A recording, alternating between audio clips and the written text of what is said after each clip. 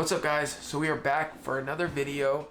Today we're going through some more cases that are similar to kind of missing 411, except a couple of them, you know, they deal with like bodies that were actually found under very strange circumstances.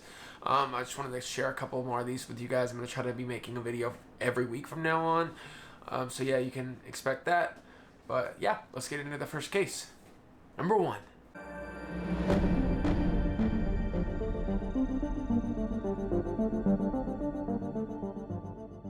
So our first case starts in the Bennington Triangle. For those of you that don't know, the Bennington Triangle is kind of America's version of the Bermuda Triangle. It's this area in Vermont. Here, I'll pull up a map and kind of show you the area.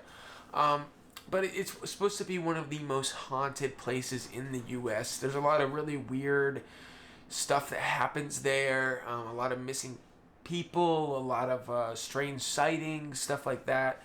And the area that we're kind of looking at in the Bennington Triangle today is an area called West Townsend. It's on the east side of Glastonbury Mountain in Vermont. One of the weird things about this area is that it's known for this 8-foot tall Bennington monster that kind of is known for being spotted all around this area. And throughout the last 100 years or so, there's been a lot of people who have gone missing, and a lot of people like to attribute it to the Bennington monster. People say that that could be why these people are going missing.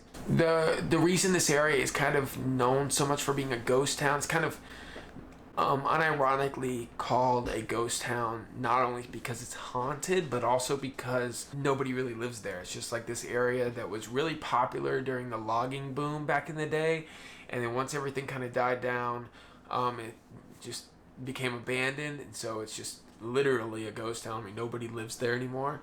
It's mostly just kind of untouched wilderness now. So anyways, to get into the case, on November 23rd, 1943, 37-year-old Carl Herrick and his cousin Henry decided to go to this area of Vermont, North Townsend, and they decided to do some deer hunting there. You know, as the two are hunting, at some point they get separated. One of them goes one way, the other one goes the other way, kind of checking out the area.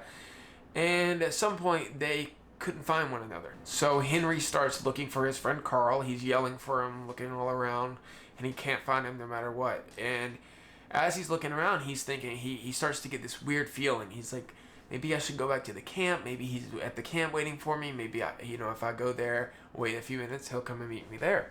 So he goes to the camp, waits and waits and waits. No sign of him. No sign of his friend Carl. So this bad feeling that he has kind of starts boiling up inside of him, and he decides he's going to contact the authorities. So the police show up, and they start searching around everywhere for 3 whole days. And they're unable to find anything. No sign of Carl whatsoever. No matter how much they look, they can't seem to find any sign of Carl. That being said, unfortunately, on the 3rd day, Henry stumbled across Carl's body face down in the middle of a clearing in the woods. At the time, he thought Carl was still alive, so he rushed over and turned his body over, but quickly found out that Carl was no longer alive. Now, the weird part about this is that there were no major injuries on Carl's body that they could find, especially physically. They found a couple of scratch marks on his hands and wrists, but other than that, he seemed totally fine. It seems like he just died by natural causes in the middle of the woods. And another weird thing is, about 70 feet away from his body was his gun, and it was leaned up against a tree as though somebody had leaned it up there, and then on the ground beside of it there was a shell casing, as though he had fired one shot and then leaned it up against the tree and walked 70 feet to where he ended up dying. This is where it starts to get really weird. All around Carl's body were these giant, and they really emphasize how big they were, these giant bear tracks all around the area. On top of that, when the coroner did an autopsy on the body, they realized that one of Carl's ribs had been punctured through his lung, and that was how he died. And their official cause of death was that he had been squeezed to death somehow. That something had squeezed him, and that's how he died. And that's how the rib got broken. That's how his lung got punctured. And so a lot of people just assumed that he had been squeezed by a big bear somehow, and that's how he died. Now, I don't know about you, but I've never in my life heard of anyone ever being squeezed to death by a bear without any claw marks, no bite marks, no nothing on them. I mean, that just, to me, seems like impossible. It would be the first bear squeeze attack to ever have happened. The main theory was that maybe Carl had stumbled upon this bear. He shot at it once. The bear maybe fell down on the ground, so he thought it was dead and wandered over, and that's when the bear got back up and attacked him and killed him. I mean, that, as an experienced hunter, you're not going to fire one shot at a bear. Not one shot at a bear is not going to be enough to kill a bear. Doesn't matter how strong your gun is, and you're not just going to lean your gun up against a tree and then walk over. Like, you're going to keep your gun with you and approach the bear. I mean, so that's another thing that just doesn't seem right about this whole theory. It just seems like there had to be something more to it. I mean, even if that was the case and he did put his gun down and wander over, I mean, black bears don't squeeze people to death. So, much less jump up. If the bear got up after being shot and squeezed him, he would have bear blood all over him, surely. And that wasn't the case. So I have a hard time believing that was what happened. I think there must have been something stranger going on here. What is strong enough to squeeze a person to death like that? I mean, you have to be insanely strong. And I'm not saying that a bear necessarily isn't strong enough, but they're not by any means known for, like, squeezing people. Maybe if it got on top of him and sat on him, maybe that could have been it. But other than that, there's not really any theories, and it's still a mystery to this day, and one of the most talked about cases from the Bennington Triangle. What do you guys think? I mean, do you guys think that he was squeezed to death? Do you guys think that maybe something else happened? Yeah, let me know down in the comments below. I'd be happy to hear if maybe you guys have any insights that I haven't heard before. To this day, we still have no idea what happened to Carl, and, my best wishes go out to his family and everyone else. Hopefully one day they can get closure on this situation. But until then, it's just a bunch of mystery.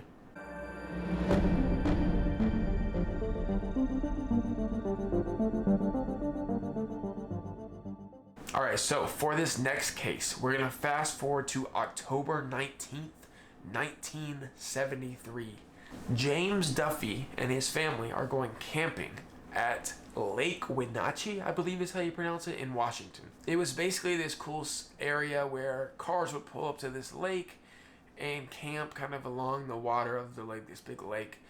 And it was, a lot of families went there. It was a fairly populated area. It wasn't like, abandoned. It wasn't out in the middle of nowhere, and which was perfect because James, he had brought his 2-year-old son and his 1-year-old daughter. His son was named Jimmy, and his daughter was unnamed in most of the articles that I've read. And then he brought his wife as well. Her name was Carol. So James and Carol, they pack up their RV, grab the kids, they hop in, they get a nice spot by the lake, they start camping, they set up everything, and they decide to go for a little walk. And as they're walking around the lake, the kids are kind of tired and whiny, and they just want to get some sleep. So they bring the kids back to the camper and put the kids inside, lay them down with. Another important detail is that they had brought their 2 cats with them as well. So they had these 2 cats with them, and the 2 cats lay down in the camper with the 2 kids, and the parents decide, while the kids are getting some rest, let's go walk around a little bit and kind of check out the area. So they go outside and they're walking around, and the dad decided he wanted to find a good hunting spot for the next day. So he kind of walks his own way, which to me was always weird. I mean, they're very clear in the story that he was within eyesight the whole time he was looking for his hunting spot. Why are you going hunting that close to where people are camping and stuff? That's what never made sense to me. You're not going to be able to find any animals likely when a bunch of people are camping nearby. So that always kind of struck me as weird. But regardless, him and Carol were within eyesight of the camper the whole time. They were within 100 yards or so, maybe a little further. So they're walking around the lake. Carol's walking around kind of leisurely, looking around the lake. James is looking around for a hunting spot, and at some point James goes back, he checks on the kids, everything's fine, he gives Carol a thumbs up, and they kind of converge back on the same spot, start walking together now. And a few minutes later, they suddenly hear a scream from the camper. And so they look over, and there's kind of a tree blocking the camper from where they're at, which is weird because it always said they were in eyesight, but apparently they're okay with putting a big tree between them. So they dart over to the camper, look around the tree. They don't see anything. As they get closer, they see that the camper door is now open. And another point is, James had made 100% sure that he locked the camper when he left.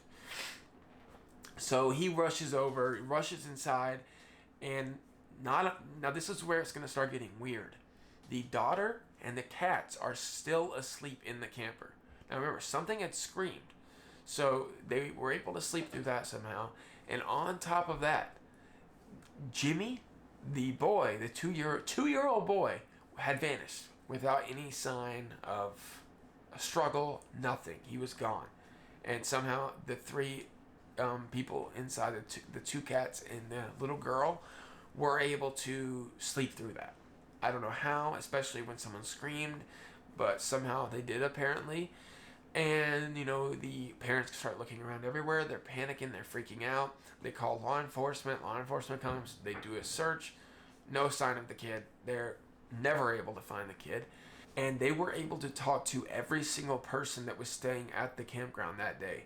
Every single person that had been in the area, the law enforcement were able to track down all of them, clear all of them. They all had good alibis. So they knew that none of the other people that were there, or at least people that were, you know, that didn't live in the woods near there. I mean, I guess there could have been people, you know, wild men or something living in the woods. But aside from that, they were able to contact every single person that was there and clear all of them from potentially having taken the kid. And so this really made them turn their attention to James and Carol. And they swore up and down they had nothing to do with it. All their friends and family made it very clear that they would never have done something like this. They did polygraph tests, and they both passed the polygraph tests with flying colors. And to this day, there's no clear answer as to what could have happened to little Jimmy. And there's a lot of theories about what it could have been, but still no answers.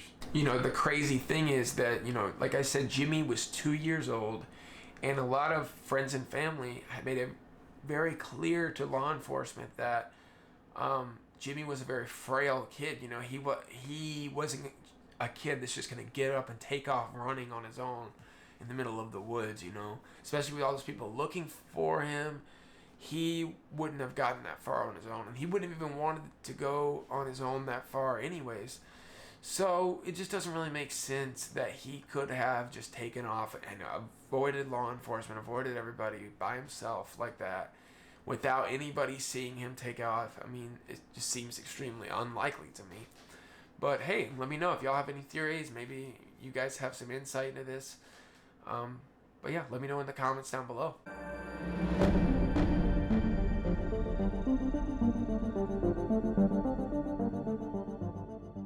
Alright guys, we're saving the best for last once again. This is my favorite case, one of my favorite cases of all time. And it's, let me just give you a little warning, it's scary. Like, to me, this is one of the most terrifying, most eerie cases that I've ever heard of. And that's mostly because of the strange voicemail that comes along with the case. We'll kind of get to that as we go, but basically, the missing person, they leave a voicemail on their wife's phone after they went missing, and this voicemail is famous for having really strange noises on it. You know, there's talking in the background, there's moaning, groaning, gargling. It's just very strange. There's noises that sound like they're from another animal or something else. But yeah, so I'll play the voicemail for you guys at some point. Just know beforehand, it's a little creepy. And yeah, so we're going to get into the story, and then as we go, I'll play the voicemail for you guys. So, it's September 6th, 2015, and Henry McCabe is going out drinking with some of his friends. So, Henry lived in Mounds View, Minnesota, with his 2 kids and his wife. His wife was out of town at the time. Henry was actually an auditor and worked for the city.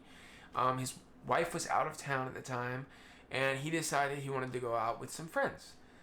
He went out with two guys named William Kennedy and Calvin Johnson, and the three of them went to a place called Pavlitsky's, I believe is what it's called. It was a bar, club around the area, and the two were just having a great time. You know, they were out drinking, going crazy, and it said that maybe Henry was having a little bit too much fun. So much so that his friends took away his wallet and his keys because they didn't want him spending it. He was spending too much money, and they didn't want him to try and drive home because he was so intoxicated. So at around 1:40 a.m., Calvin claims that he saw William leaving with Henry from the club. William was driving his car, Henry was with him. And apparently from there, the two drive to a gas station where Henry begged William to be dropped off at this gas station in the middle of nowhere. Now, it said that he was dropped off at this gas station at around 2:15 or so. But all the timeline of this whole thing is just kind of spotty. Because like I said, these guys were drinking, they were having a good time, you know. There's a lot of mixed reports about like exactly what time it was happening. It's hard to keep track of exactly what time things happen when you're, you know, out with your friends like that. But it said that it was around 2:15 when he was dropped off at the gas station. Now, it's weird because who would drop their friend off at a gas station? He said that he feels horrible about it now, but if you're a good enough friend to take their keys and their wallet when they're getting out of control at a club, but then you're a bad enough friend to drop them off at a gas station in the middle of nowhere, without their wallet and keys, mind you, because they had taken it from him. So he drops him off there by himself in the middle of the night. That just doesn't make sense. Like, if you're good enough for him to take his keys and his wallet, why are you leaving him at a gas station in the middle of the night by himself? But he swears he feels horrible about it, and to this day. But yeah, that would be the last time that he ever saw Henry, unfortunately. Sure, with all going on, I wish I have never given a ride. Regret and more questions than answers surrounding the disappearance of Henry McCabe. I got no motive. After a night out, William Kennedy says he dropped the state auditor off at this gas station in Fridley. It was the morning of Labor Day. When was the last time you saw Henry? The last time I saw Henry was the night that I dropped him off. And where did you drop Henry off? I dropped Henry off at the gas station, the exit gas station on Highway 65. Why? Because he asked to be dropped off there. So another weird thing about this is that when William told the police about where he had dropped Henry off at, first he said he dropped him off at a Super America gas station, and then at some point after that he told them that it was actually a Holiday gas station, which is also kind of weird. But like I said, you know, they were out drinking, having a good time, so maybe that had something to do with him not remembering exactly where. But to me, I feel like that's kind of a hard thing to forget, maybe, unless he just forgot the name of the gas station. We're not really sure. So it's kind of spotty, but apparently a few phone calls were made after this. One to Henry's wife at 2:28, and then another apparently to Henry's brother, which we don't ever hear the voicemail of that one. That one has never been released, but apparently he left a voicemail on his brother's phone as well. And with the voicemail that was left on his wife's phone, we only get to hear a small portion of the 2-minute voicemail that was apparently left. For some reason, the whole thing hasn't been released. We're not sure why that is, but for now, we only have a small portion of the 2-minute phone call. As I guess because this is still an active investigation, that could be why, but as of now we only have a small portion of it. Now the weird thing about this is that a lot of people online who have studied this case swear up and down that they have heard the full voicemail, that they've heard the full 2-minute version, and that it's been swiped from the internet, nobody could find it anywhere anymore, and that somehow the cops or somebody was able to take the whole thing down. You know, I don't know how true this is. I personally haven't heard the whole thing, but there's a lot of podcast clips and videos of true crime people talking about them having heard the whole thing. And I can't find it anywhere. Have you looked for it yourself online, Steph? Yeah, it's not there now. It's gone. It was gone ages ago. Yeah. It's really peculiar because it's something that I remember hearing the whole thing. I absolutely remember hearing the whole thing back last year, and everywhere I look now, it's just not available, which is very peculiar indeed. If anybody knows where I can find the whole thing, let me know. I mean, I would love to find it and, you know, maybe listen to the whole thing myself. But until then, we only have this small portion. All right, so I'm gonna play the voicemail for you guys, or I'm gonna play the portion that we have here. Like I said, it's weird. Listen really closely, see if you guys can hear any details that might be important. Some people say that he might have been being waterboarded. Some people say that it could be aliens in the background. You know, some people say that he called while he was in a river drowning or something and he couldn't talk. But yeah, so listen in closely, see if you can hear any details. Let me know what you think afterwards. But one that's confusing, shocking, and scary. The message was left on his brother's voicemail on the early morning of September 7th, the last day he was seen. It's a voicemail unlike anything you've ever heard before. There are 2 minutes worth of noises, bizarre ones. But very little actual talking. Authorities confirmed the disturbing middle-of-the-night call came from Henry McCabe's cell phone. McCabe's worried wife heard the message. Isn't my cell phone connected? Minnesota Community Policing Services is a nonprofit agency and acts as a go-between with police and the Liberian community. The leader is trying to help the family make some sense of this recording. The growls turn to high-pitched moans. Like he's moaning in pain. Like moaning in pain. The tortured grunts suddenly stop. There is silence. Then someone, either Henry or another person, says, "Stop it." I try to picture where he was, what it might have been like, what circumstances would have made him sound like that. The voicemail is in stark contrast to other articulate recordings of McCabe speaking at an event. He's a state auditor. What is the justification? What is the right thing to do? It's pretty terrifying, right? I mean, I can't even listen to that when I'm alone in the dark, but when I was like doing my research for this video, I couldn't listen to it when I was up at night alone. It was way too freaky for me. So after they get this voicemail, you know, the next day the police are called, you know, they get involved, they search for days with no sign of Henry, they can't find him anywhere. In those first 3 days, there's no credit card use or debit card use, nothing used online in his name or under his identity, which is always a good sign in case, you know, he got robbed and that's why, you know, he's missing or whatever. So there was no sign of any usage on his cards or anything. Another interesting detail is that after that phone call was made, or the 2 phone calls, his phone was disconnected.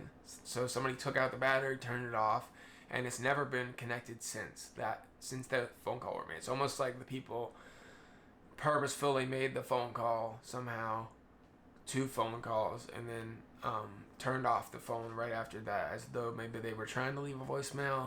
We don't really know. Maybe Henry did it. Maybe he was pocket dialed and they found the phone afterwards and turned it off. We're not really sure, because his phone was not on him when he was found.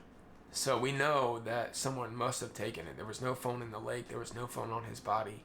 So it must have been someone else at the scene. So there's an organization called the Minnesota Community Police who work with communities from like the Liberian community, which Henry was a part of. They help with stuff like this, you know, in however they can, and they helped raise $10,000 to give as a reward if somebody came forward with any information about the case. But this is the weird thing. After a month, they pulled the reward back because apparently Henry's wife, they felt as though she wasn't cooperating with the case properly. Here's a clip from the leader of the Minnesota Community Police kind of talking about that. And the length of time that it's taking to bring the case to a conclusion is not because of the lack of effort by law enforcement, but because the actors that are involved in this case are sophisticated and they've gone to great lengths to conceal their involvement. But because the actors that are involved in this case are sophisticated and they've gone to great lengths to conceal their involvement. And I just want to reassure everybody that the Minnesota law enforcement agencies are doing everything that they possibly can. You know, apparently she wasn't really giving them what she could have. They felt like she was withholding information. We're not really sure what. We don't have any background into that. We don't really, that nobody's really spoken about it. So that's just kind of like a weird aspect of this whole case. And that mixed with like the thing with his friend dropping off at the gas station, it just all seems very off. But we're not really sure why those things happened the way they did, or if they were just wild circumstances. So 2 months after all this, they finally find Henry's body in a lake 6 miles from the gas station where he was last seen. And it wasn't a lake that was, you know, connected to a river or anything where maybe he could have got dumped in a river close to where he was last seen and then, you know, drifted down. No, it was just a lake completely surrounded by land. So he must have been taken there somehow or walked there or something. 6 miles from where he was last seen. He was found by a kayaker face down in the water, and the lake was called Rush Lake in Minnesota. Here's kind of a map from above just to kind of give you an idea of the lake and some pictures of the lake itself. So it gets even weirder from here, as the coroner, after examining the body, said that the body happened by accidental freshwater drowning. I mean, that doesn't make any sense on so many levels. The voicemail, for example, the phone being missing afterwards, the weird noises in the background, it just doesn't really make sense. How did he get 6 miles away? It just all seems very strange to me. On top of all that, his body, like the other story we heard later, had no damage to it whatsoever. He wasn't hurt in any way. There was no scratches. There was no DNA under his fingernails as though he might have been fighting with somebody. He had no rope marks, no nothing. So it almost is as though he just drowned by himself in this water without anybody else's help, I guess. But it just doesn't make any sense after you hear that voicemail that could have been the case. And maybe it's just me. You know, let me know what you guys think. But so lastly, another weird detail about all this is that the FBI decided to get involved in this case for some reason. And this is really uncommon, especially for somebody that just accidentally drowned in a lake. Why would the FBI need to get involved for that? They only get involved usually in like high profile cases that are connected to something that is connected to something they know that they don't want the public to know, or something like that. You know, it's usually very high profile cases or stuff that, you know, is connected to something bigger. One of the major theories of what could have happened to him was that it could have been connected to the Liberian Civil War, being he was from there, and apparently there was a civil war going on there at the time and people were dying because of it. And so maybe that's why the FBI was involved, because they thought it might have been connected to that. That's really the best theory as to why else the FBI could have been involved. But there's no really deep background into all that they've given us as far as information. We don't really know anything about why that might have been the case. That's just what some people kind of throw out. So I guess that's the best kind of explanation we have as for the FBI so far, but I don't think it's a very good one personally.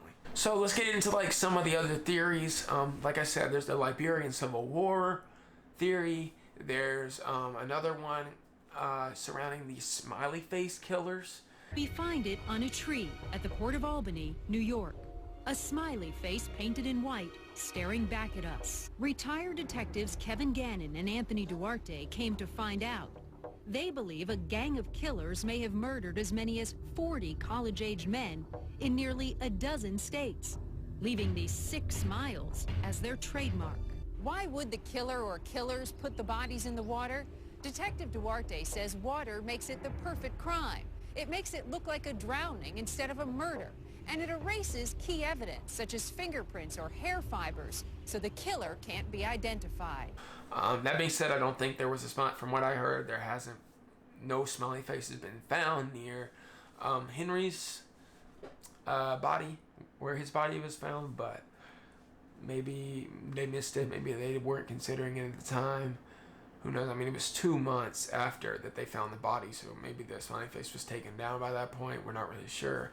But that's another major theory. Another theory is aliens. Obviously, when you hear the voicemail, it sounds some weird noises that sound like what you would think of as like an alien talking or something. But what would be their motivation for that? Why would they just drown somebody randomly? It doesn't really make a lot of sense. But you never know. Who knows what happened with that?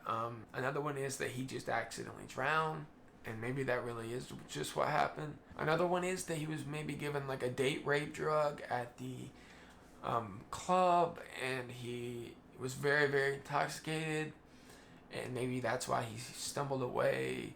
Maybe that's why he wanted to go to the gas station, and why he stumbled 6 miles and fell into a lake. But apparently, according to his family, he knew how to swim. So it wasn't like he didn't know how to swim. Even intoxicated people can swim, especially just like in a shallow lake. So I don't know. It's weird. There's not really any good explanation that gives me any satisfaction in this case. It's just very strange. The voicemail freaks me out. I get bad feelings about it every time I listen to it. Maybe he was being waterboarded in it. Who knows? We have no idea. But yeah, let me know what you guys think. Thank you so much for watching the video. I will see you again next week. I'm going to start making videos weekly. Y'all let me know if there's any more topics you want me to cover, any particular cases. I was talking to somebody about some ideas for some other cases coming up that I might cover. But yeah, y'all have a great night. Thank you so much for watching. Bye.